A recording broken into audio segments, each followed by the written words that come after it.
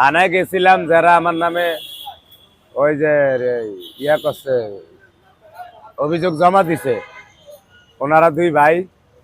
ওনারা আইছিল ছবি তুলতে। ওনাদের ভুল একটাই, রাস্তার মাঝখানে গিয়া ছবি তুলন যাচ্ছে।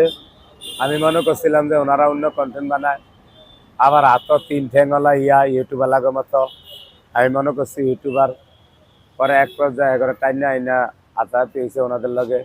ওনারা গিয়ে মামলা করছে, কালকে গিয়ে এরা সমাধান হয়েছে। লাস্ট ফিনিশিং উনি ওনারা দুই ভাই। এদিকে আমার খুব খারাপ লাগছে যে এক ভাইয়ের সামনে আরেক ভাইয়ের ধরছি, হ্যাঁ কিছু কয় না। যখন আমার কইলো যে থানার ভিতরে যে ভাই আমরা দুইজন ভাই, তখন আমার মাথায় পড়ছে বট গাছ, বাদাম গাছ তলে। যে ভাইয়ের সামনে বাইরে মারলাম, কিছু কইলো না, তার মানে আবেগ দেখাইছে। এরা খুব ভালো মানুষ। পরে আর এগারে সাত পারলাম না। পরে নিয়া ওই আঙ্গ সুমন ভাইয়ের হোটেলে, আবেশ হোটেলে খাওয়া দাওয়া করিয়া হ্যারের বিদায় করে দিছি। ফোন নাম্বারও রাখছি, কইছি আবার আমার এনে একদিন দাওয়াত দেওয়া হ্যাঁ। হ্যাঁ, ভালো ছেলে, খুব ভদ্রতা। আমারই ভুল হয়েছে, আমি এসব কামের ভিতরে এরকম ওনাদের সাথে করাটা ঠিক হয় না। আর বলছি ওই যে রাস্তার মাঝে গেছে ভাতলে ওনার ইউটিউবার দুইজনে কইছে ওই যে রাস্তার মাঝখানে বানায়, কিন্তু ইউটিউবাররা কইলে কথা তো সত্যি।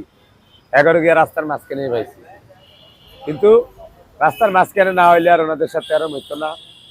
এটা আমারই বদনাম হয়েছে, আমারই নিজের খারাপ লাগে।